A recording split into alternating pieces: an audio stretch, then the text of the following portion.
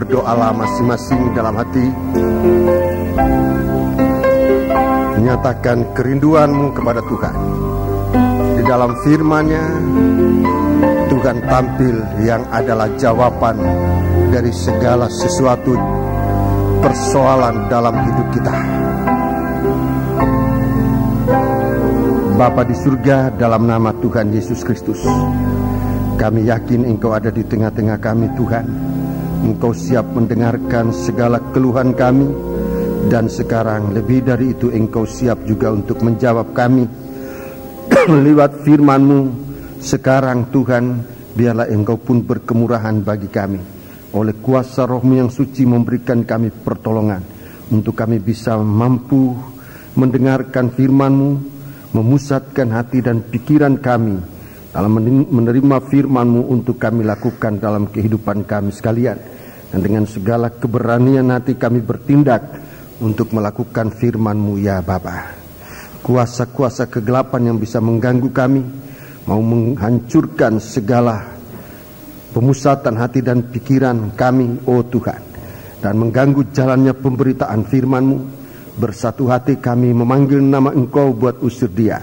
Di dalam nama Tuhan Yesus Kristus, segala setan kami perintahkan kamu semua dalam nama Yesus, pergi.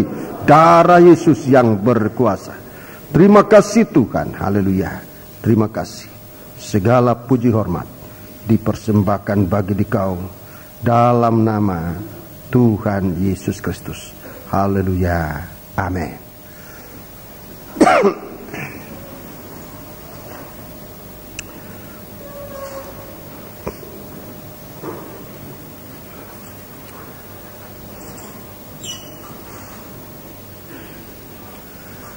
Sidang jemaat yang dikasihi Tuhan, saya menyampaikan salam sejahtera dan selamat berbahagia dalam menerima sabda Tuhan dalam nama Tuhan Yesus Kristus. Baiklah, kita duduk dengan tenang untuk saat-saat yang ada ini.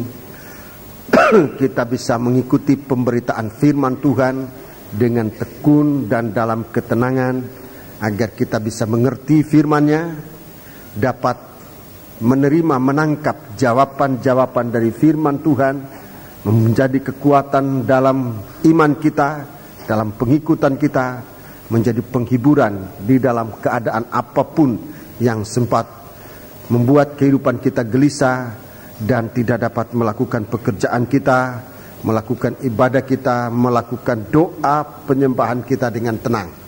Tuhan tetap menyertai kita sekalian. Kitab Wahyu Fatsal yang ke-16. Kitab Wahyu Fatsal yang ke-16. Fatsal ini tentang hukuman Allah yang dicurahkan kepada umat manusia. Hukuman ini merupakan hukuman Tuhan karena manusia menolak saat Tuhan menyatakan kasih-Nya kepada manusia ini. Terutama waktu Tuhan datang sebagai anak domba yang disiapkan untuk disembelih, menjadi penebus dosa, menjadi korban pendamaian. Dan sampai saat ini korban ini masih banyak ditolak oleh manusia. Tapi penolakan ini tidak tanpa sesuatu akibat yang mengerikan. Tapi Tuhan sudah menyatakan bahwa setiap penolakan ini akan berakibat. Murka Allah dicurahkan bagaikan cawan yang akan dicurahkan di tengah-tengah umat manusia. Kita sudah sampai pada ayat yang ke-10, yaitu bokor yang kelima. Baiklah, kita membaca sekali lagi bokor yang kelima ini. Mari kita baca bokor yang kelima ini. Dan malaikat yang kelima menumpahkan cawannya ke atas tahta binatang itu, ya. Dan kerajaannya menjadi gelap, dan mereka menggigit lidah mereka karena kesakitan, dan mereka menghujat Allah yang di surga karena kesakitan dan karena bisul mereka, tetapi mereka tidak bertobat dari perbuatan-perbuatan mereka. Iya, jadi ini benar-benar hukuman yang terakhir dan dikatakan hukuman sebab apa yang dilakukan oleh Tuhan ini tidak lagi diikuti atau diberi kesempatan untuk memperbaiki diri. Tidak ada kesempatan lagi untuk memperbaiki diri. Itu namanya hukuman. Kalau masih ada kesempatan memperbaiki diri, itu bisa berarti cambuk, ya, sama-sama mungkin merupakan pukulan, sengsara. Tapi kalau masih diberi oleh Tuhan kesempatan untuk memperbaiki diri, maka penderitaan, pukulan itu masih merupakan hajaran Tuhan. Tujuannya supaya kita bisa dikembalikan kepada kekudusan Allah. Jadi bentuk hukuman ini di hari-hari ini, saudara-saudaraku, mungkin bisa saja dialami oleh anak-anak Tuhan, mungkin bisa saja dialami oleh anak-anak Tuhan yang meninggalkan Tuhan dan sebagainya, diberi pelajaran oleh Tuhan untuk mengalami suatu kehidupan di dalam kegelapan. Dan di sana dia merasa bagaimana sulitnya, bagaimana sakitnya hidup dalam kegelapan. Dan kalau masih ada kesempatan untuk bertobat, maka ini belum merupakan hukuman. Hal ini masih merupakan hajaran Tuhan. Dalam surat Ibrani. Jadi supaya kita perhatikan saudara-saudaraku, Ibrani pasal yang ke-12. Surat Ibrani pasal yang ke-12. Ibrani pasal yang ke-12. Ayat 11. Memang tiap-tiap ganjaran, ya, tiap-tiap ganjaran atau cambuk, terus pada waktu ia diberikan tidak mendatangkan sukacita, ya, tetapi duka cita. Tetapi kemudian ia menghasilkan buah kebenaran yang memberikan damai kepada mereka yang dilatih olehnya. Ya, sekarang ayat 10. Sebab mereka mendidik kita dalam waktu yang pendek, sesuai dengan apa yang mereka anggap baik. Tetapi dia menghajar kita. Ya, dihajar. Dia menghajar kita. Untuk kebaikan kita. Ya. Supaya kita beroleh bagian dalam kekudusannya. Iya, jadi di hari-hari ini Tuhan masih berusaha supaya anak-anak Tuhan itu jangan sampai masuk dalam murka Allah, dalam pencurahan bokor. Sekalipun nanti saudara-saudaraku bahwa bentuk dari hajaran dan hukuman bisa ada kesamaannya. Bisa ada kesamaannya. Tetapi berbeda dengan kesempatan. Kalau hajaran itu dalam atau saat kita dihajar oleh Tuhan itu, kalau kita sadar, mungkin hajaran itu sampai, ya saya gunakan aja istilahnya, mungkin sampai merasa habis-habisan. Dicambuk, di sini dikatakan dihajar oleh Tuhan, diganjar oleh Tuhan. Mungkin sampai merasa benar-benar hancur-hancuran. Tetapi kalau Tuhan masih memberi kesempatan untuk sadar, untuk mengerti hajaran itu, dan kemudian masih bisa bertobat, maka ganjaran, hajaran atau pukulan ini belum merupakan suatu hukuman. Di hari-hari ini, saudara-saudaraku, masa perpanjangan sabar Allah, memang Tuhan menolong kita untuk mengembalikan kita lebih dahulu dengan pemberitaan firman. Firman dibuka dengan jelas. Firman dibuka dengan jelas. Dan rekan-rekan gembala-gembala di mana-mana dalam gereja-gereja Tuhan berusaha untuk membuka, untuk memberitakan firman supaya manusia sadar akan kesalahannya dan bisa mengaku di hadapan Tuhan, kembali kepada Tuhan, dia bertobat, dia hidup kembali dalam kekudusan Tuhan. Tapi kalau firman Allah ini diabaikan, maka Tuhan datang dengan cambuk, hajaran, ganjaran. Ini sudah, saudara-saudaraku, bobotnya sudah hampir sama dengan hukuman. Bobotnya sudah hampir menyamai hukuman. Ada yang sakit, ada yang habis-habisan, ada yang kalau dipikirkan sudah tidak ada pengharapan lagi. Tapi kalau Tuhan masih kasih waktu untuk hidup, itu berarti masih ada waktu untuk bertobat. Itu artinya kalau masih ada hati untuk sadar, ingat akan Tuhan, itu masih belum merupakan murka Allah. Di suatu waktu, saudara-saudaraku, kalau ganjaran ayat 10 mengatakan hajaran Tuhan, pukulan Tuhan diabaikan, barulah datang murka Allah yang di dalam Wahyu pasal 16 ini disebut ada 7 bokor murka Allah. 7 bokor murka Allah itu dicurahkan atas dunia ini. Itulah murka Allah. Kita sudah mengikuti 4 murka Allah. Sekarang yang kelima adalah kegelapan. Adalah suatu kegelapan. Memang kegelapan ini dalam bentuk supernatural sudah dialami oleh orang Mesir waktu orang Israel mau keluar dari negeri Mesir selama 3 hari. Ini suatu kegelapan yang luar biasa. Juga telah didemonstrasikan oleh Tuhan waktu Yesus mati di atas kayu salib.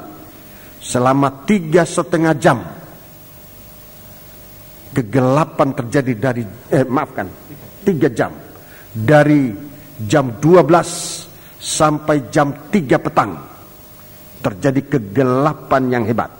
Tapi di sini dalam ayat yang ke-10, kerajaan setan, tahta binatang, dan kerajaannya menjadi gelap.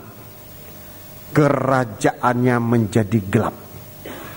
Dalam sidang jemaat ini, waktu kebaktian minggu, saya menjelaskan tentang tahta atau rumah dari setan, untuk kemudian dari rumah, antara rumah dan rumah nanti akan menjadi suatu kerajaan setan.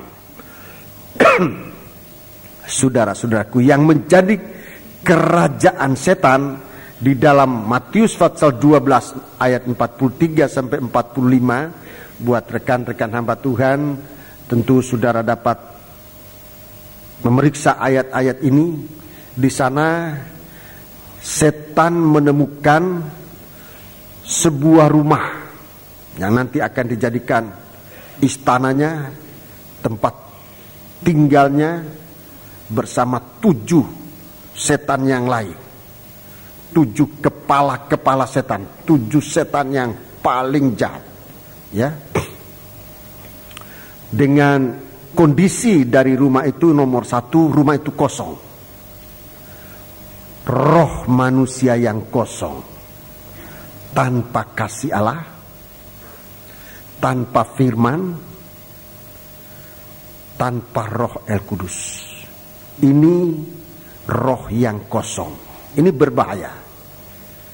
Nomor 1, dia lihat, setan ini akan lihat.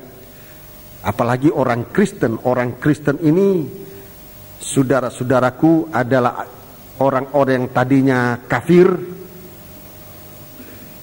Bahkan bukannya mustahil di antara kita, di antara kami ini tadinya adalah orang yang tidak baik, ya. Dulu menjadi bulan-bulanan dari setan. Tetapi setelah kita dengar Injil, setan itu diusir keluar dari kita. Setiap kali kita berbakti, setiap kali kita berdoa, kita usir setan itu. Setan keluar. Setan dia keluar. Lalu kita menjadi orang Kristen. Lalu menjadi anak-anak Tuhan. Bahkan mungkin menjadi hamba-hamba Tuhan. Tetapi hamba-hamba Tuhan atau anak-anak Tuhan yang setelah diukur ternyata kosong. Diukur imannya, diukur firman yang ada di dalam dia, tidak sempat menjadi iman. Jadi dia mendengar firman, ada yang biasanya hanya sampai pada akal ini. Dia tahu firman, dia mengerti firman, semacam orang-orang Farisi, ahli-ahli Taurat. Mereka tahu sekali firman. Tetapi dalam perumpamaan yang Tuhan berikan kepada murid-muridnya juga sekarang dilanjutkan kepada kita. Firman yang semacam itu hanya bagaikan benih yang tertabur di tepi jalan. Hanya sampai di akal, di pikiran, di logika. Itu hanya merupakan benih yang ditaburkan di tepi jalan. Saudara-saudaraku, pengertian kita akan firman itu bukan tempat akhir dari firman. Ini hanya jalan dari telinga ke akal kita untuk kita mengerti. Kalau kita mengerti, maka bukannya mustahil untuk kita percaya dengan hati kita. Dan dengan iman kita lakukan kehendak Allah. Ini firman Allah. Tapi kalau manusia ini hanya mendengar firman, hanya sampai pada akalnya, ini tidak berbuahkan buah sedikit pun. Sebab burung-burung itu akan datang dan memakan benih itu, sehingga benih itu tidak tumbuh. Benih itu tidak tumbuh, jangankan berbuah, tumbuh pun tidak. Ada yang lain, ada benih ini yang lain, saudara-saudaraku.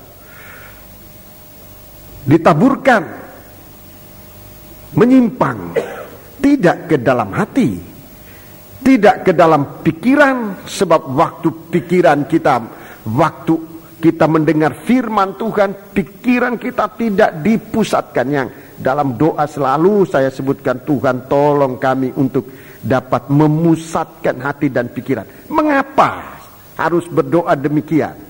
Sebab akibatnya kalau kita tidak mengerti firman, firman itu, saudara-saudaraku, akan dikeselewengkan ke perkara yang lain, ke ambisi, ke keinginan berbagai-bagai, banyak macam keinginan, saudara-saudaraku. Sehingga saudara lihat bagaimana anak-anak Tuhan setelah membaca ayat, karena pengertiannya kurang, yang tampil adalah keinginan. Lihat aja dalam doanya. Doanya dia banyak menuntut perkara-perkara yang jasmani. Dan kalau Tuhan tidak berikan perkara yang dia doakan itu, dia putus asa. Sebab apa? Sebab benih itu menyimpang kepada keinginan, kepada ambisi.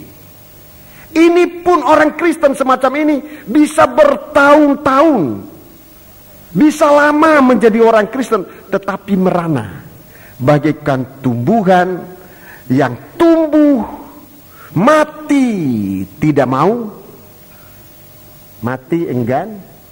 Bagaimana mati tidak mau? Ya, hidup tak hendak, mati enggan. Ya, itu begitu. Tumbuh ya enggak, mati ya enggak. Nah itu sebab apa? Firman itu menyimpang, tidak ke dalam hati untuk menjadi iman, tetapi menimbulkan suatu keinginan yang aneh-aneh. Baik untuk mendapatkan perkara jasmani, maupun ada yang perkara-perkara yang rohani. Sampai, maafkan, ada yang bisa masuk di gua-gua untuk berdoa, berpuasa, tetapi prakteknya seperti orang bertapa. Iya. Untuk apa? Supaya dapat kuasa, karunia kuasa. Biasanya dicari kuasa kesembuhan. Ini orang-orang semacam ini. Dia lupa bahwa kuasa itu ada di dalam firman Tuhan.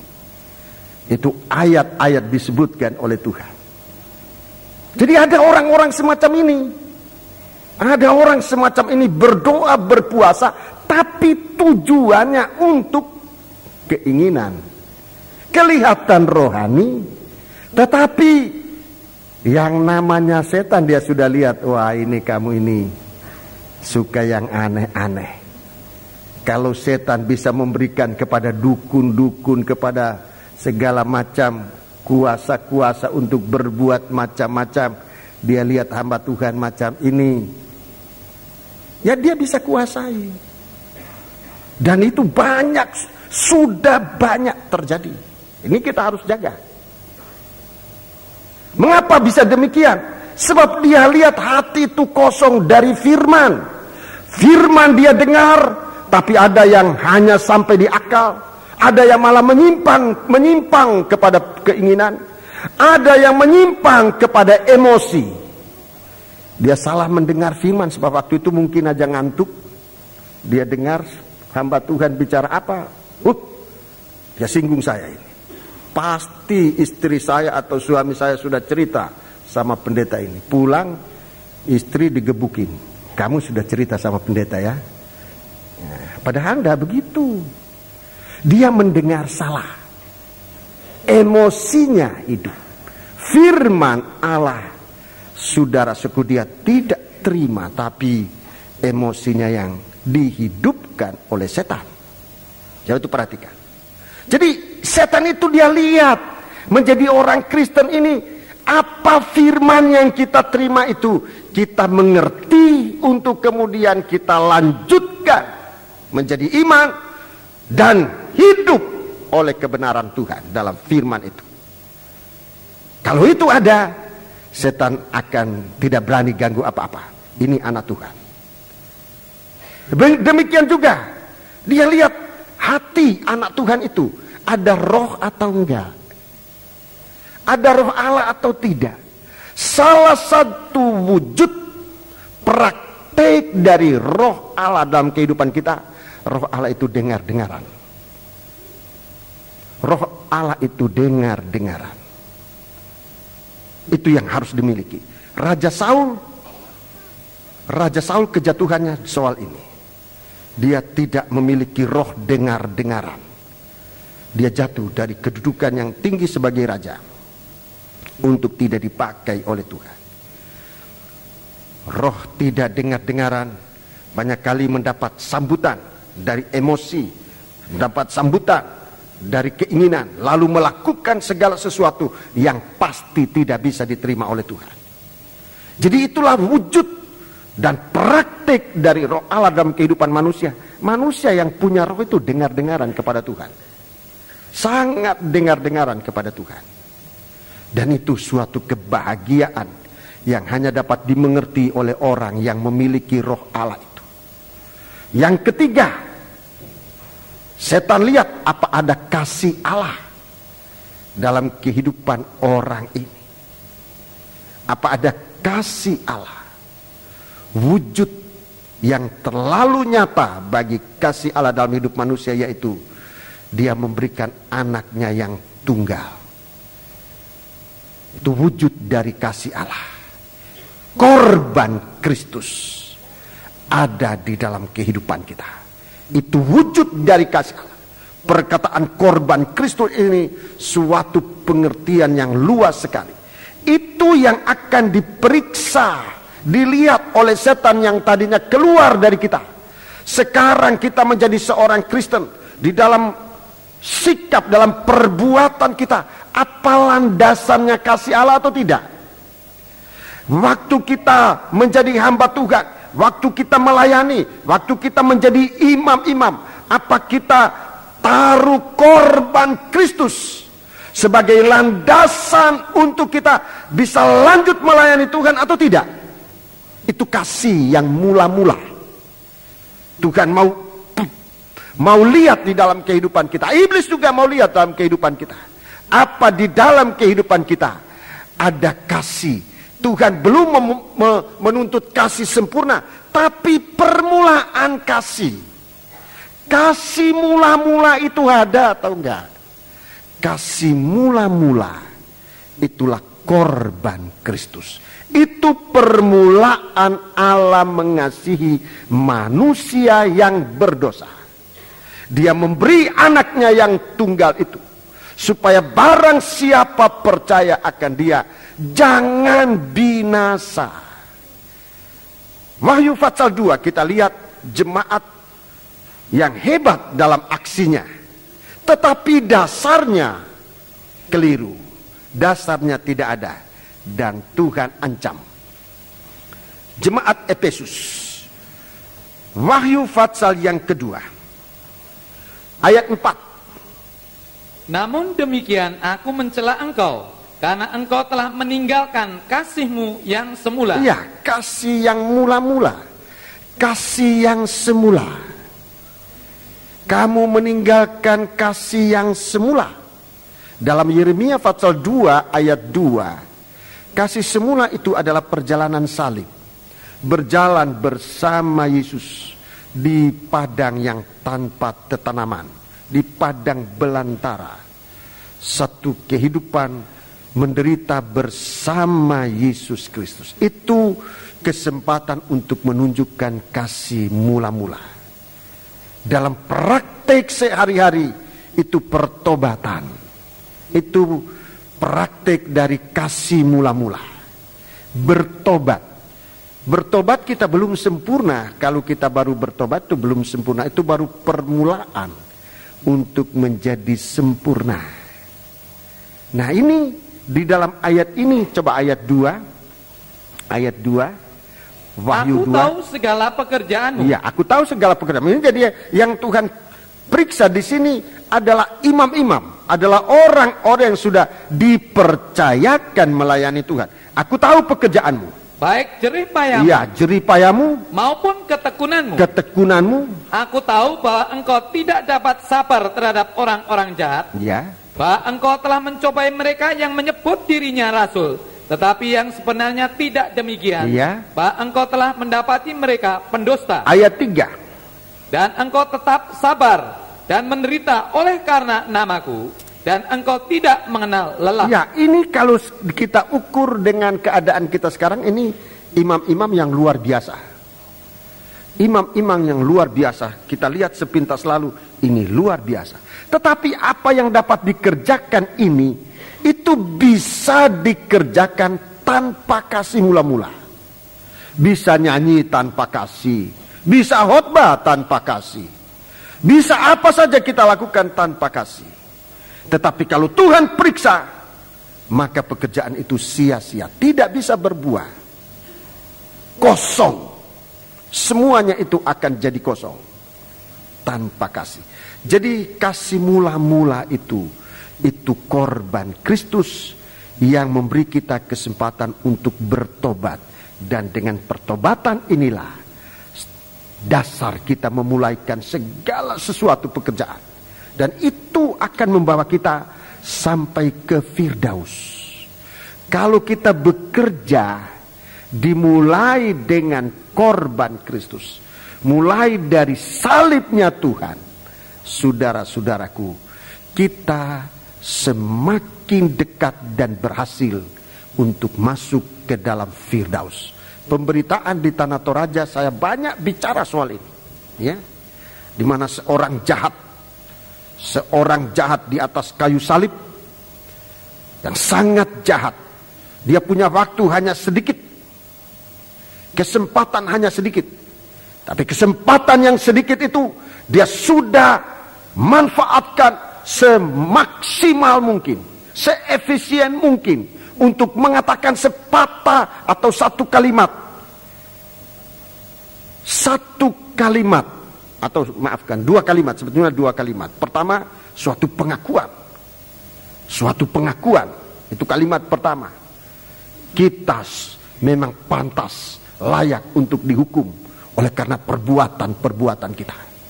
Ini perkataan yang sangat merdu di hadapan Tuhan. Perkataan orang berdosa, suatu perkataan yang sangat merdu. Kalau disampaikan dalam bentuk nyanyian, ini nyanyian yang sangat merdu. Kalau disampaikan dalam bentuk puisi, ini puisi yang sangat indah di hadapan Tuhan. Kalau kita sampaikan dalam bentuk pembicaraan biasa, ini perkataan yang sangat jujur. Aku pantas dihukum. Aku pantas dihukum karena perbuatan-perbuatan yang saya lakukan. Lain dengan perkataan Adam dan Hawa yang membuang kesalahan kepada orang lain. Adam, dia membuang kesalahan kepada istrinya. Istri membuang kesalahan kepada setan. Itu tidak menolong orang jahat. Dalam kesempatan yang terakhir, dia masih bisa berkata kepada Yesus. Yang tadi saya katakan, kalau itu nyanyian, kata-katanya dan lagunya sangat merdu di hadapan Tuhan. Lebih merdu dari nyanyian malaikat. Aku pantas dihukum. Aku pantas dihukum karena perbuatan-perbuatanku. Orang lain mungkin tidak tahu. Apalagi kalau orang lain sudah tahu. Saudara-saudaraku, betapa sangat merdu kalau kita katakan kepada Tuhan, aku pantas dihukum. Pantasnya bukan untuk melayani Tuhan. Aku pantas dihukum. Kemudian perkataan yang kedua, Tuhan, ingat akan hari ini engkau bersama aku ada di dalam Firdaus. Di sini dalam Fatsal 2 ini, ayat 7, kalau engkau bertobatlah dan lakukan lagi apa yang semula engkau lakukan. Ayat 7, baca. Ayat 7. Siapa bertelinga, hendaklah ia mendengarkan apa yang dikatakan oleh Roh kepada jemaat-jemaat. Iya. Barang siapa menang, dia akan kuberi makan dari pohon kehidupan yang ada di taman Firdaus Allah. Iya. Sampai di taman Firdaus untuk bisa makan buah pohon kehidupan. Ini kesempatan. Kehidupan semacam ini satu kehidupan yang sangat indah di hadapan Tuhan. Sebab dia menutup kekurangannya. Kekurangan yang paling besar. Kekurangan yang paling besar adalah kalau manusia itu rohnya kosong. Lebih baik kita baca itu, saudaraku. Saya rasa masih banyak saudara-saudara yang belum melihat ayat itu, yaitu Injil Matius pasal yang ke-12.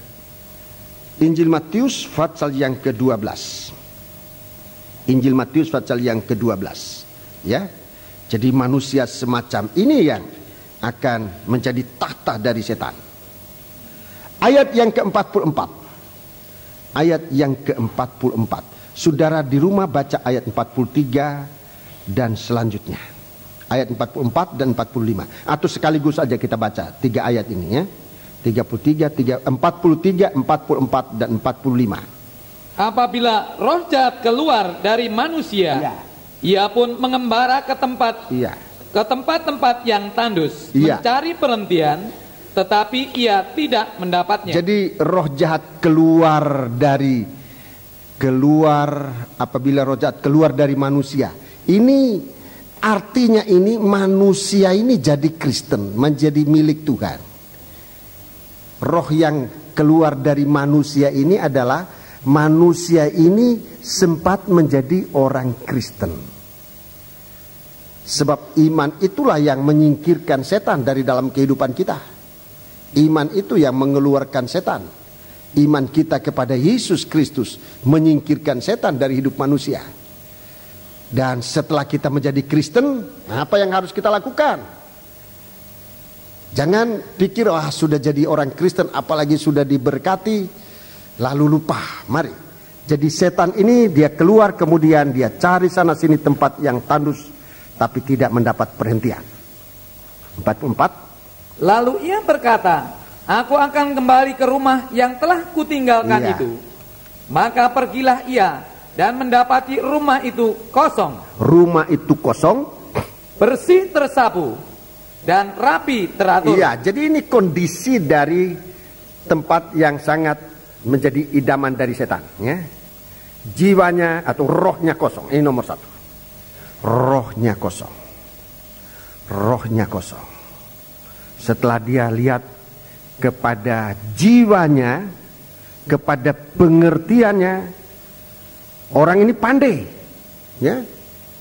Jiwanya tersapu. Wah, pengertiannya banyak. Tapi hatinya kosong. Orang ini bisa jadi orang yang sangat pandai. bersih, tersapu. Kemudian dia lihat rapi, teratur. Itu terhias. Yang banyak kali dihiasi adalah tubuh kita, mulai dari rambut, mata kita, bulu mata kita, hidung kita, rambut kita, telinga kita, sampai di kaki. Dari ujung rambut sampai di ujung kaki digantungi dengan hiasan-hiasan. Dia lihat, wah hebat ini. Terhias bagus, rapi, sebab memang tahu sopan, tahu adat orang ini. Tahu sopan segala tata cara, tahu pengertian, tahu semua, tahu. Bagus. Tetapi rohnya kosong. Nah ini incaran dari setan. Baca terus. Lalu ia keluar dan mengajak 7 roh lain yang lebih jahat daripadanya. Iya. Dan mereka masuk dan berdiam di situ. Maka akhirnya keadaan orang itu lebih buruk daripada keadaannya semula. Demikian juga akan berlaku atas angkatan yang jahat ini. Iya, terima kasih. Saya dulu orang Kristen, tapi dari kalangan gereja yang lain, bukan dari aliran Pantekosta. Saya mendengar orang Pantekosta ini bagus, tapi banyak yang saya tidak senang. Saya pikir banyak larangan, jangan ini, jangan itu. Sebab memang waktu itu orang Pantekosta sungguh-sungguh dalam penampilan banyak. Jangan, wah kalau di daerah kami di zaman-zaman dulu, zamannya Opa Van Hessel, yang namanya obat itu nggak boleh dipakai, yang namanya obat. Sampai waktu itu pasta gigi disebut obat gigi, obat gigi, kalau di daerah kita disebut obat gigi. Itu pun nggak boleh pakai, kamu pakai obat gigi. Jadi tidak tahu bagaimana jadinya waktu itu orang-orang. Jadi itu satu hal yang haram untuk orang Pantekosta ini. Pakai bedak nggak boleh, pakai pokoknya segala macam lah nggak boleh. Aduh, nggak mau saya jadi orang Pantekosta. Dulu saya pikir itu aturan. Setelah saya menjadi orang Pantekosta, menjadi hamba Tuhan, saya menjadi tahu. Memang kalau tidak diimbangi itu berbahaya. Sangat berbahaya. Sebab kalau hanya tubuh dihiasi, hanya penampilan dihiasi, apalagi kalau berkelebihan, tanpa roh diisi, itu sangat menarik hati dari setan. Nggak usah tunggu setan. Coba saudara jalan di jalan situ dengan perhiasan sekarang ini dalam segala macam yang aneh-aneh. Nggak usah sampai di jalan apa namanya itu, Basuki Rahmat, nggak usah sampai di daerah-daerah situ saudara sudah dipegang, diprotoli sama orang. Menarik hati, sangat menarik hati. Lihat dari rambut, kuping, hidung, segala macam sudah digantungi dengan perhiasan yang lain kali sudah tidak perlu, tapi sudah dibuat sedemikian rupa. Tubuh sangat rapih, teratur. Ya, itu bahaya. Tidak usah tunggu setan, manusia jahat aja sudah. Orang semacam ini menarik perhatian si jahat. Jadi dalam kesempatan ini saya anjurkan juga saudara-saudara, kalau hanya ke pasar, tidak usahlah pakai gelang-gelang yang terlalu berkelebihan. Arloji Rolex jangan pakai ke pasar lah. Ya. Penjahat itu tahu Rolex loh. Aku enggak tahu Rolex, penjahat tahu. Dia bisa tahu aja dia itu, oh itu Rolex. Kalau saya sudah tunjukkan saya punya jam, oh bukan dia yang ngambil itu. Apalagi setan. Jadi tubuh ini, jadi bukannya dilarang saudara berhias, tidak. Tetapi kalau saudara berani berhias, saya sebagai gembala sekarang, imbangi dengan apa isi dari rohmu. Kalau roh itu kosong, saudara coba-coba untuk menampilkan tubuh dalam kehidupan yang terhias. Dalam terjemahan lama itu terhias, ya, rapi terhias. Itu sangat berbahaya, menjadi suatu perhatian dari setan. Tadi saya katakan, tidak usah tunggu setan, orang jahat aja sudah perhatikan. Tidak usah tidak usah tunggu setan. Sekarang pikiran kita, kejiwaan kita sangat teratur. Di sini dikatakan bersih, tersapu. Tetapi itu pun kalau tidak diimbangi, pengetahuan kita yang banyak itu, kalau tidak diimbangi dengan hati yang diisi oleh Tuhan, dengan iman, dengan kasih, dengan rohnya yang suci, itu juga menjadi suatu perhatian dari setan. Begitu banyak orang-orang yang berbuat semacam ini. Coba lihat, orang-orang yang berbuat jahat selalu dikatakan cari yang mana otaknya. Kalau ada perampokan, ada apa, polisi selalu istilahkan kita cari otaknya, yang mana otaknya. Ada otak-otak yang sangat tersapu, yang sangat pandai dalam melakukan segala sesuatu. Otak mana itu? Otak yang tidak diimbangi dengan roh yang diisi oleh Tuhan. Rohnya kosong, tapi jalan pikirannya hebat. Coba sekarang saudaraku, modus-modus kejahatan sekarang ini, kalau bukan dari otak yang encer itu, bagaimana orang bisa membobol, hal-hal yang luar biasa bisa dibobol oleh otak-otak yang sangat licin. Tetapi orang yang hatinya tidak diisi, hatinya kosong. Jadi saudara perhatikan, kita harus mulaikan dari roh kita ini. Saudara boleh pandai, boleh memiliki otak yang sangat encer. Hari-hari ini saya juga mengajak sidang jemaat yang otaknya sangat pandai dalam soal internet. Sebab saudara akan digunakan, tapi nomor satu dalam Bidstone saya bicara itu, hatimu harus diisi lebih dahulu. Hati ini harus diisi. Sebab kalau hati tidak diisi, otak ini bisa nanti begitu bekerja, setan sudah siap untuk. Hati ini harus diisi. Saudara punya kepandaian itu dibutuhkan oleh Tuhan, sehingga nantinya akan terjadi hatimu diisi, tidak kosong. Jiwamu tersapu bersih. Bagus, bukan bodoh, bukan orang bodoh. Tubuhmu dilengkapi oleh Tuhan dengan kekuatan, dengan kesehatan. Sebab itu suatu hal-hal yang sangat dibutuhkan. Tubuh ini juga dibutuhkan. Biar kita pandai, tapi kalau tubuh tidak menunjang, sebab kita sembrono dengan tubuh. Makanannya asal aja kita tidak perhatikan, sehingga banyak mendapat sandungan, dapat gangguan dari kesehatan, sehingga mau kerja kita sudah banyak sakit dan sebagainya. Bukannya orang sakit saya sisihkan, tidak boleh. Tetapi marilah kita jaga kehidupan kita, agar jangan sampai kehidupan kita menjadi suatu kehidupan yang bisa digagalkan oleh setan, ya. Jadi tubuh kita, jiwa kita, pemikiran kita, roh kita tampil dalam kondisi prima. Roh kita diisi dengan firman. Roh kita diisi dengan firman.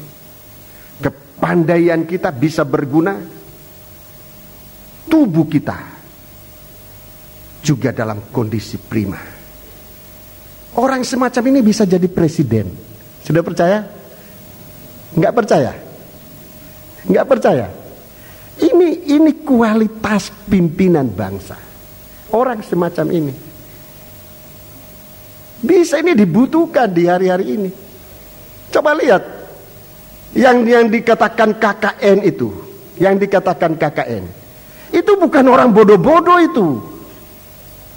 Orang KKN itu bukan orang bodoh yang korupsi, yang apa itu bukan orang bodoh, orang sangat pandai. Tapi hatinya kosong. Hatinya kosong. Setan masuk. Setan masuk. Ini pemimpin bangsa semacam ini, orang macam ini dibutuhkan. Bukan cuma oleh orang Indonesia, oleh negara-negara macam juga. Negara mana saja membutuhkan orang semacam ini. Saudara-saudaraku, ini orangnya. Pikirannya pandai, tubuhnya mengizinkan. Bagaimana kalau kita punya pemimpin tapi waduh, belum sudah sakit-sakitan, mengganggu pelayanannya. Apalagi kalau rohnya kosong, wah KKN bisa tumbuh lagi, menjamur dan merajalela. Jadi kondisi orang-orang yang bisa dipakai oleh Tuhan sekarang dalam memimpin bangsa semacam ini, seperti Musa itu bukan orang bodoh. Musa itu orang pandai. Saya kasih contoh ini, dia menjadi pemimpin bangsa, mengeluarkan orang dari perhambaan. Musa itu orang pandai. Coba baca Kisah Rasul 7 ayat yang ke Kisah Rasul pasal 7. Musa itu orang pandai. Jiwa, roh, jiwa dan tubuhnya, tubuh, jiwa dan rohnya sangat prima. Kisah Rasul pasal 7 ayat 22. Ayat 22. Dan Musa dididik dalam segala hikmat orang Mesir. Ya, segala hikmat, segala pengetahuan orang Mesir. Musa itu terdidik dalam segala jenis ilmu di Mesir. Orang Mesir ini orang yang beradab, yang terkemuka zaman itu. Dari ayat 22 kita melihat Musa ini orang yang sangat pandai. Mungkin kalau zaman sekarang disebut dia berijazah S3. Barangkali ada lagi yang lebihnya dari S3. Tidak ada lagi. Sudah paling tinggi S3. 3,5 juga nggak ada, apalagi 4. Ya. Kalau nanti ada S4, wah ini gambaran dunia hampir kiamat. Ya. Jadi S3 ini sekarang ini. Musa setinggi itu. Dia dididik, dia sekolah segala sampai pada sekolah yang tertinggi. Itu Musa. Hikmat orang Mesir, terus dan ia berkuasa ya, dalam perkataan dan perbuatannya. Ini orang luar biasa Musa. Dia ini yang dipakai oleh Tuhan untuk memimpin bangsa. Untuk memimpin bangsa. Orang semacam ini, saudara, dipakai oleh Tuhan untuk memimpin bangsa. Coba lihat bagaimana dia memimpin bangsa. Tidak dengan kekuatan kekuasaan, tidak.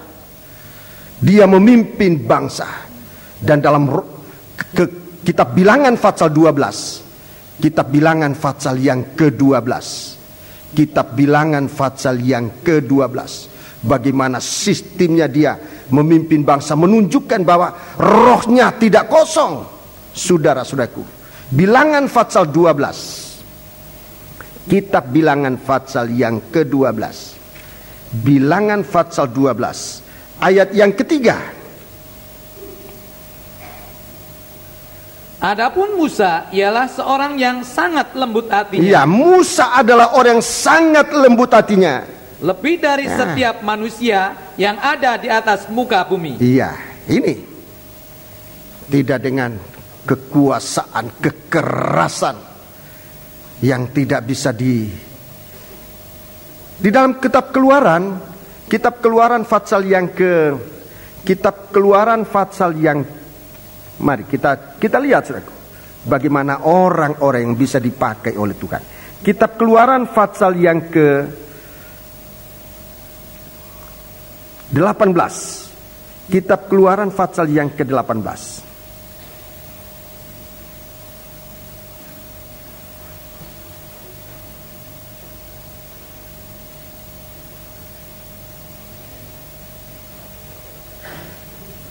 Mulai ayat 13. Kita lihat bagaimana sikap lemah lembutnya Musa ini. Dia mau dengar nasihat orang. Dia mau terima, dia tidak diktator. Sekalipun dia punya kekuasaan dari Allah, tapi dia tidak menunjukkan kekerasan kekuasaan. Ayat 13. Keesokan harinya duduklah Musa mengadili di antara bangsa itu, dan bangsa itu berdiri di depan Musa dari pagi sampai petang. Ya, dari pagi sampai petang konsultasi. Dari pagi sampai petang. Saya lain kali juga mengalami begini, kalau konsultasinya terlalu banyak digilir, ada yang sementara saya nasihati sudah ada orang antre. Dari pagi sampai petang. Ini Musa juga mengalami itu. Dari pagi sampai petang. 14. Ketika mertua Musa melihat segala yang dilakukannya kepada bangsa itu, berkatalah ia, apakah ini yang kau lakukan kepada bangsa itu? Ya. Mengapakah engkau seorang diri saja yang duduk, sedangkan seluruh bangsa itu berdiri di depanmu dari pagi sampai petang? Ya.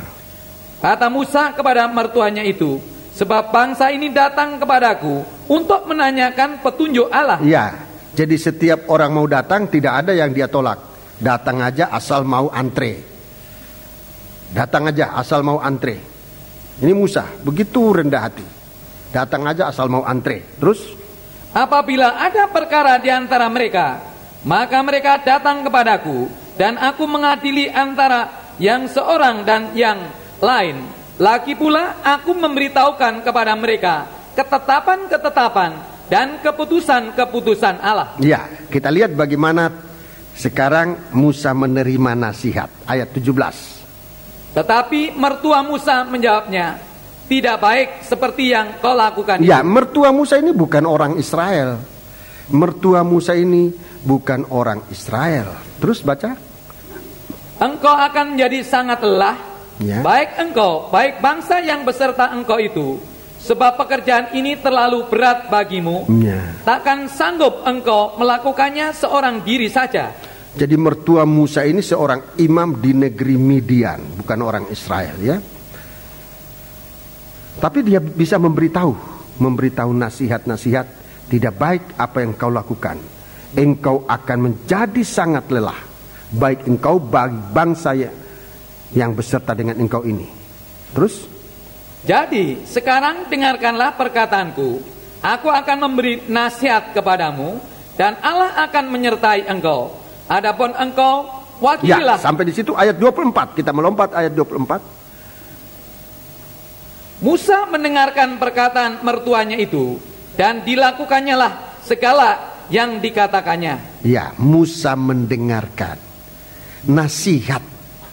Musa mendengarkan nasihat.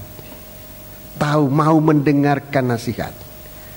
Ini bahaya, saudara-saudaraku. Ini saya tidak mencampuri politik, tetapi sebagai bangsa kita tidak bisa tinggal diam begitu aja tanpa kita dibekali rohani kita. Kita berada di tengah-tengah bangsa yang sekarang ini sedang ribut mencari siapa yang akan jadi pemimpinnya.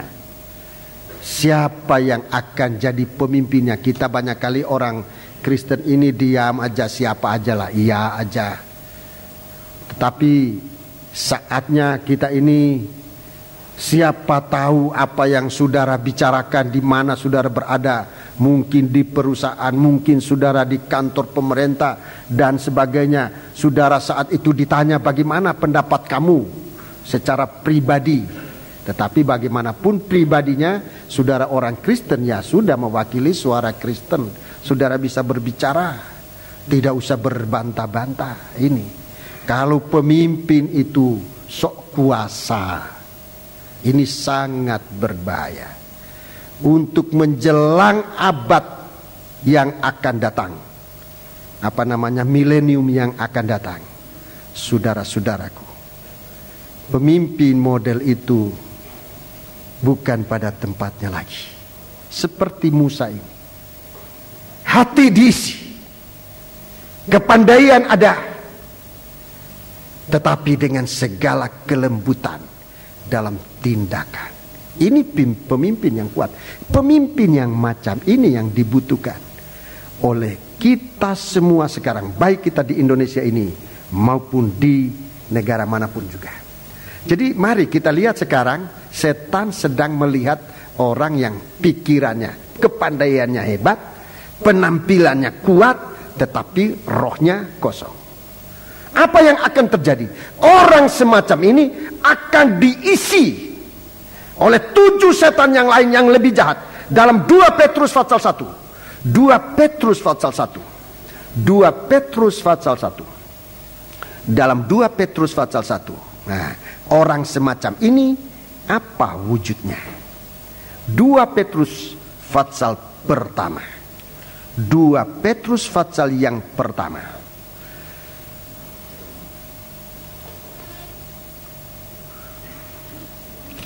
Maafkan, pasal yang kedua. 2 Petrus pasal yang kedua. 2 Petrus pasal yang kedua. Ayat 20.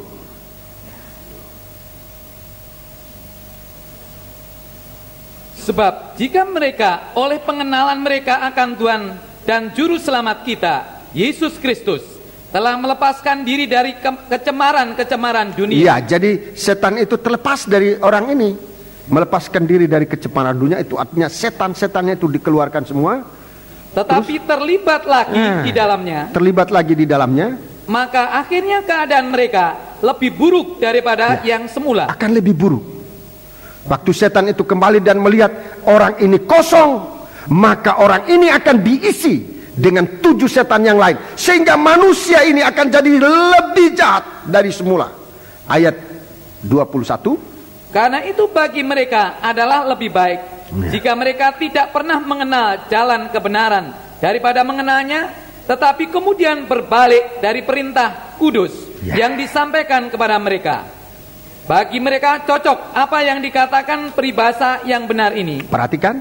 Anjing kembali lagi ke muntahnya. Ya, anjing balik lagi ke muntahnya. Jadi kualitas orang itu semacam ini. Terus? Dan babi yang mandi kembali lagi ke kubangannya. Ya, jadi orang-orang inilah yang selalu menjadi sasaran dari setan.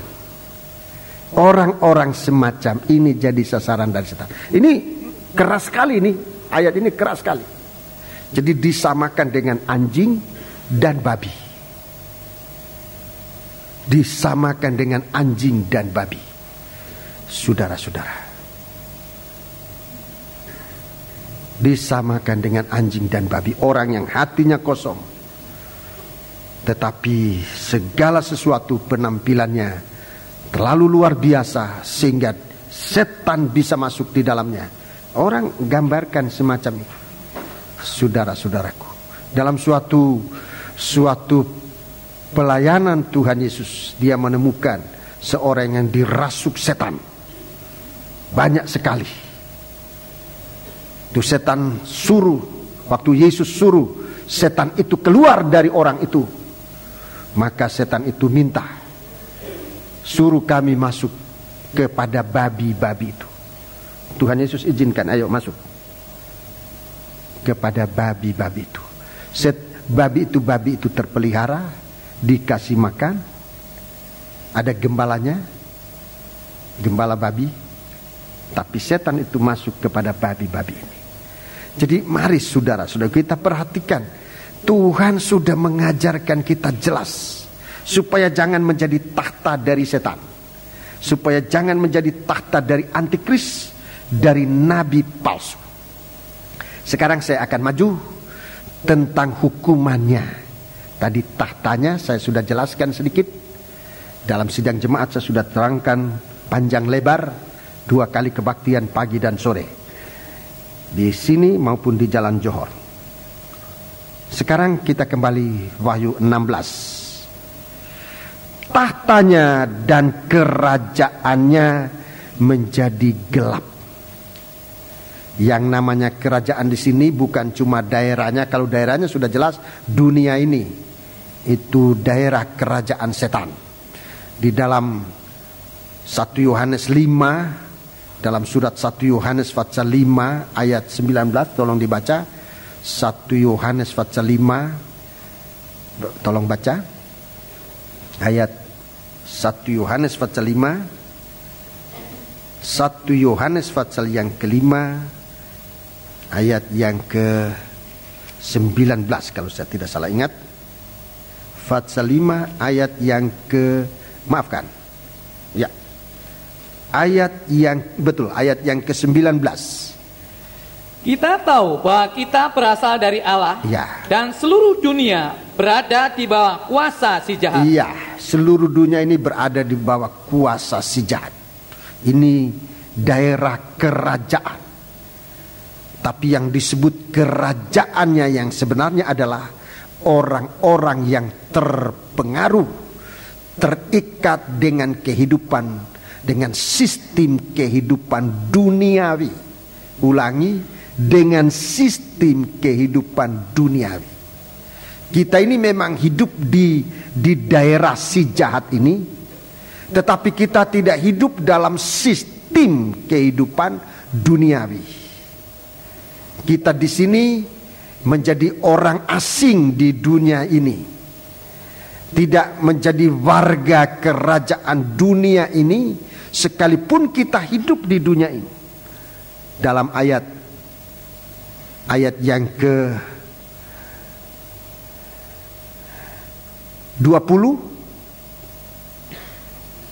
ayat yang ke-20, akan tetapi kita tahu bahwa anak Allah telah datang dan telah mengaruniakan pengertian kepada kita. Iya, memberikan kita pengertian, sehingga pengertian kita ini pengertian yang berasal dari hati, yang dikokohkan oleh hati, memberikan pengertian kepada kita, terus supaya kita mengenal yang benar, dan kita ada di dalam yang benar, terus dan di dalam anaknya Yesus. Tetapi kita tidak hidup dalam sistem kehidupan duniawi. Bumi dengan segala orang yang hidup menurut sistem kehidupan duniawi, ini kerajaan. Ini namanya kerajaan setan, yang memang sudah gelap, tapi nanti akan digelapkan lagi. Kerajaan setan ini memang kerajaan gelap, banyak kegelapan di dalamnya, banyak kegelapan. Yang namanya sekarang kita kenal namanya KKN itu tidak ada yang terang. Korupsi, kolusi, nepotisme itu tidak ada yang terang, semuanya gelap. Itu memang sistem kehidupan duniawi. Siapapun yang akan duduk sebagai pemimpin, tapi kalau dia hatinya tidak diterangi oleh kasih Allah, oleh firman Allah, oleh Roh Kudus, akan tetap melanjutkan KKN. Sebab gelap itu hanya pergi kalau terang datang. Kalau terang itu datang, gelap akan pergi. Jadi bukan senjata modern yang akan mengusir segala kegelapan, bukan. Terang yang mengusir kegelapan. Biar dia hanya sebuah pelita. Biar dia hanya sebuah pelita. Gedung yang besar ini, biar hanya sebuah pelita, dia cukup untuk memberikan arah terang kepada orang yang ada di dalam ruangan ini. Puji Tuhan. Jadi inilah kehidupan manusia ini, kerajaan setan ini. Kita di bumi ini, saudara-saudaraku, tidak hidup menurut sistem dunia. Filipi, surat Filipi, saya tunjukkan ayat-ayatnya, saudaraku. Apa yang saya katakan ini tidak keluar dari diri saya sendiri, tidak, tapi dari dalam Alkitab, ya? Dari dalam Alkitab, bukan dari pikiran saya, bukan dari diri saya. Ayat 20 pasal 3, Filipi pasal 3, mulai ayat yang ke-20. Karena kewargaan kita adalah di dalam surga. Ya, kewargaan kita ada di surga. Dan dari situ juga kita menantikan Tuhan Yesus Kristus sebagai juru selamat. Terus? Yang akan mengubah tubuh kita yang hina ini. Ya, mengubah tubuh kita yang hina ini, sehingga serupa dengan tubuhnya yang mulia, menurut kuasanya yang dapat menaklukkan segala sesuatu kepada dirinya. Ini warga kerajaan surga. Kita di dunia ini bukan untuk ikut-ikutan gelap. Kita ini menantikan hari Tuhan itu. Dan Tuhan akan izinkan kita melihat Dia akan datang bagaikan sinar bintang timur yang besar. Ya. Ayat 1 pasal 4. Karena itu saudara-saudara yang kukasihi dan yang kurindukan, sukacita dan mahkotaku, berdirilah juga dengan teguh dalam Tuhan, hei saudara-saudaraku yang kekasih. Iya, hei saudara-saudaraku yang kekasih. 2 Korintus pasal yang ke-10. 2 Korintus pasal yang ke-10.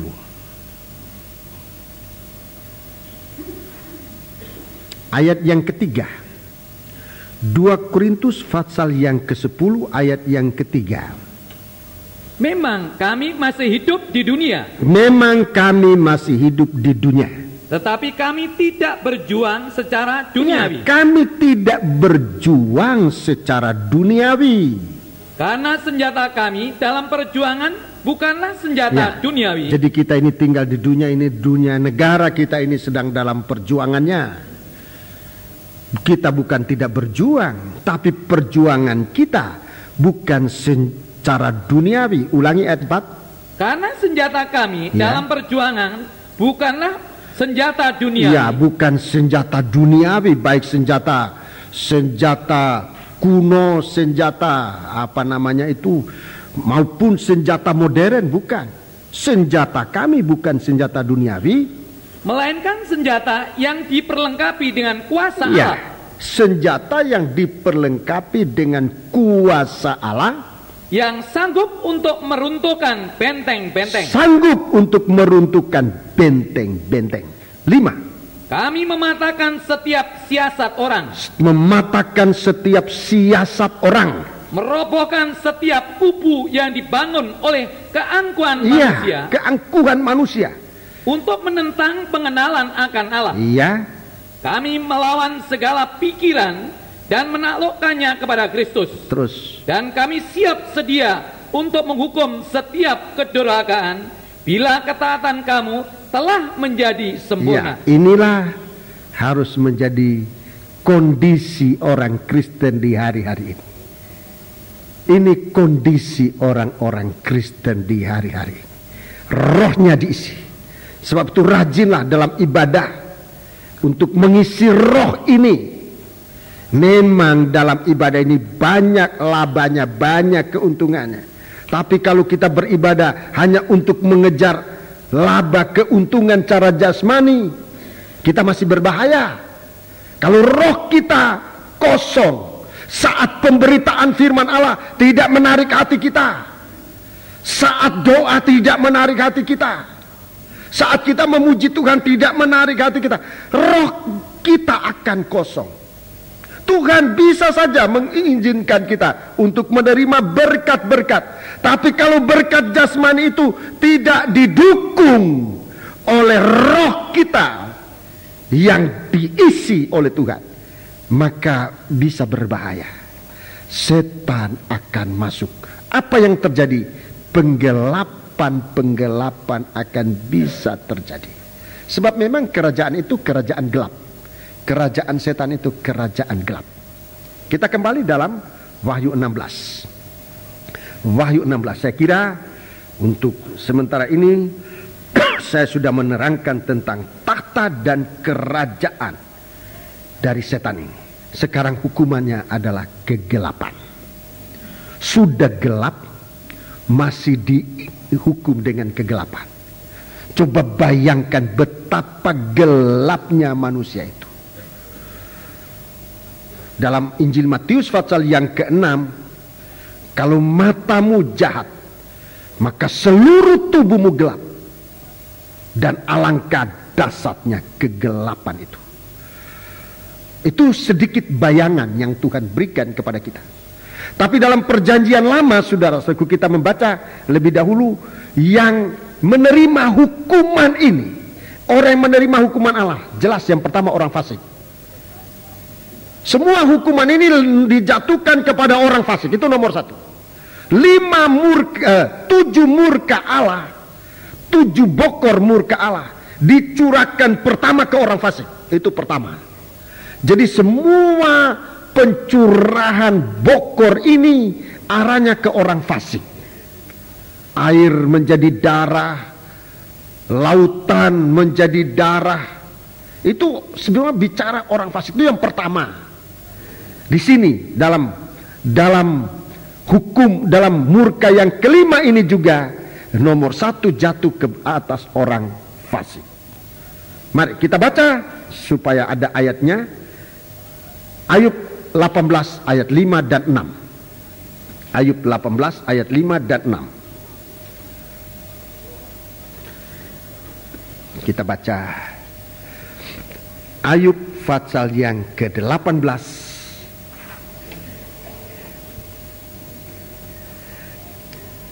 Ayub 18 ayat 5 dan 6. Bagaimanapun juga terang orang fasik tentu padam. Ya, terangnya, umpamanya ada terangnya, umpamanya ada pandainya, umpamanya ada kuasanya yang sedikit waktu, ada sinar, ada terang, itu pasti padam. Bagaimanapun juga terang orang fasik itu tentu padam. Dan nyala apinya tidak tetap bersinar. Terus? Terang di dalam kemahnya menjadi gelap, dan pelita di atasnya padam. Iya. Jadi kalau gelap itu datang, masih ada sedikit atau satu pelita, itu pun akan padam. Ini hukuman. Di dalam kegelapan, pelita pun tidak mampu untuk bernyala atau untuk menyala. Ini berarti tidak ada roh, tidak ada apa yang membuat lampu bisa menyala itu. Selain minyak,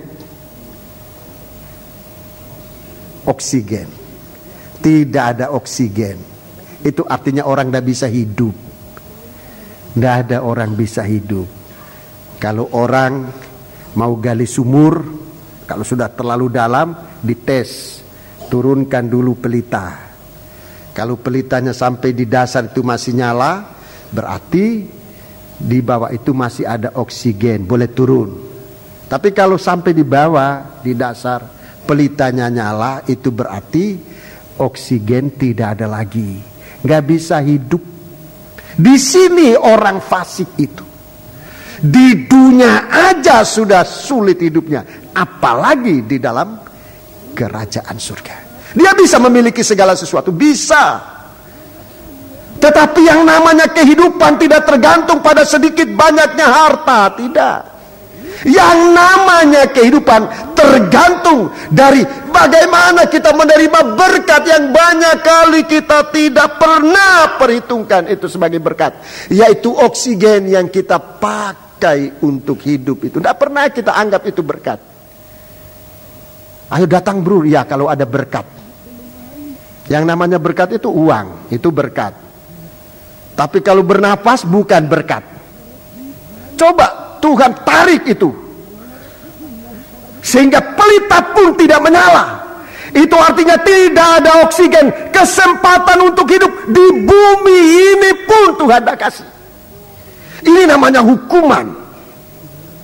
Hidup cara duniawi pun ditarik oleh Tuhan. Mengapa? Karena kehidupan itu sempat menjadi tahta dan kerajaan dari setan. Kita menjadi orang fasik. Saya bicara ini benar-benar dalam ketakutan. Sebab kita ini adalah orang yang sempat diselamatkan oleh Tuhan. Jangan sampai roh kita kosong.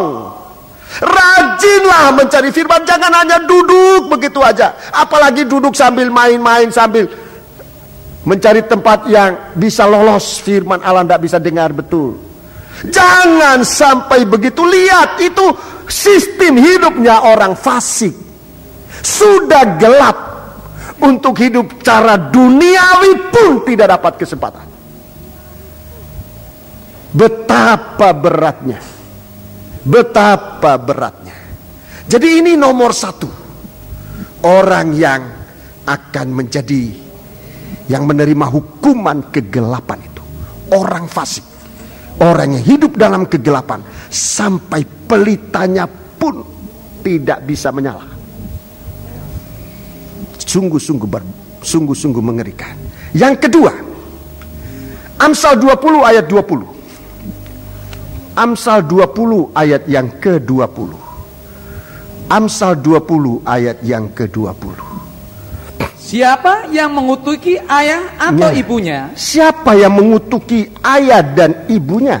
Pelitanya akan padam pada waktu gelap. Iya, pelitanya akan padam pada waktu gelap. Siapa yang mengutuki? Ayat 2. Siapa yang mengutuki ayah dan ibunya? Pelitanya akan padam pada waktu gelap. Ini hampir sama dengan Ayub tadi. Tetapi di sini bukan orang fasik, anak. Kalau orang fasik memang biasa. Orang fasik berbuat jahat itu biasa. Tapi kalau anak durhaka kepada orang tua, ini istilah yang paling tepat. Anak yang durhaka. Anak yang durhaka kepada ibu dan ayahnya. Perkataan anak ini bukan balita, termasuk balita, tapi bukan hanya balita, tapi anak ini adalah buah nikah. Saya ini anak bapak saya. Anak terhadap bapak saya anak. Kalau saya durhaka kepada bapak saya lah yang disebutkan akan menerima kegelapan ini. Pelita akan dipadamkan pada waktu gelap, pada waktu suasana sulit, pada waktu suasana kesempitan, pada waktu suasana krisis. Kita sekarang ini dalam krisis macam-macam, saudara. Kita sekarang krisis macam-macam, kegelapan melanda di mana-mana. Krisis melanda di mana-mana, di jalan-jalan, di pasar-pasar, di sekolah-sekolah, di mana-mana. Dan kalau tidak hati-hati bisa saja di dalam ibadat terjadi krisis di hari-hari. Kegelapan sedang melanda dunia ini. Ada pelita, bukan tidak bisa menyala, tadinya menyala dipadamkan. Pelitanya akan dipadamkan di saat kegelapan. Ini saudara-saudaraku, anak yang durhaka. Kita semua ini anak-anak dari orang tua kita. Bagaimana sikap kita kepada mama? Bagaimana sikap kita kepada bapak kita? Kepada orang tua kita? Bagaimana sikap kita kepada Tuhan hari-hari ini? Sementara papa dan mama dalam keadaan tidak berdaya, dalam keadaan papa dan mama masih berdaya, tapi kalau kita tidak hormat, kita menjadi orang durhaka, itu pun dituntut oleh Tuhan. Apalagi dalam keadaan papa dan mama dalam keadaan tidak berdaya. Sementara sesungguhnya kita bisa melakukan apa yang baik untuk papa dan mama, kita tidak lakukan. Mungkin sakit hati kita pernah ada, yang tumbuh tidak pernah dihapus oleh darah Yesus. Apapun alasannya, ayat ini tidak bisa dirubah kecuali dengan keubahan hidup kita, kembali untuk tahu hormat pada papa dan mama. Jangan durhaka. Mama dan papa bukan untuk disembah, tapi untuk dihormati. Itu adalah perintah Tuhan. Efesus pasal yang ke-6. Efesus pasal yang ke-6. Saya tunjukkan ayat-ayat. Efesus pasal yang ke-6. Ayat 1 dan 2. Hai anak-anak, taatilah orang tuamu di dalam Tuhan, karena haruslah demikian. Tidak ada alasan apa untuk tidak menghormati. Harus. Hormatilah. Taatilah orang tuamu di dalam Tuhan. Apalagi orang tua itu orang beriman. Apalagi orang tua itu orang beriman.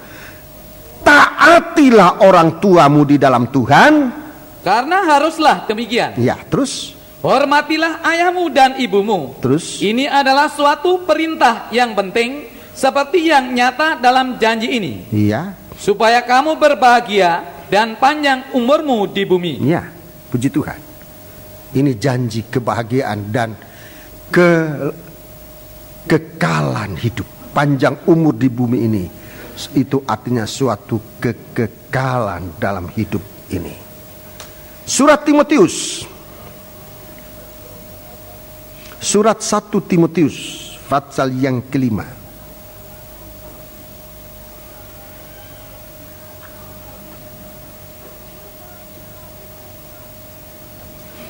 Surat 1 Timotius pasal 5 ayat 16. Jika seorang laki-laki atau perempuan yang percaya mempunyai anggota keluarga yang janda. Ya, apalagi kalau anggota keluarga itu adalah ibunya. Jikalau ada seorang laki-laki, apalagi itu orang laki-laki itu anaknya, seorang laki-laki atau perempuan yang percaya, ya kita ini orang yang percaya, mempunyai anggota keluarga yang janda, terus hendaklah ia membantu mereka. Hendaklah ia membantu orang janda ini, sehingga mereka jangan menjadi beban bagi jemaat. Ya, terus dengan demikian jemaat dapat membantu mereka yang benar-benar janda. Jadi ini pengajaran Tuhan. Ini ajaran Tuhan. Jadi kepada orang tua kita harus tampil dalam ketaatan dan penghormatan. Ini saudaraku, bukan hanya kepada orang tua, tetapi kepada seluruh keluarga kita. Saudara kita yang dalam keadaan janda, kita wajib untuk membantu. Apalagi kalau orang janda itu adalah mamanya kita, sementara kita diberkati oleh Tuhan.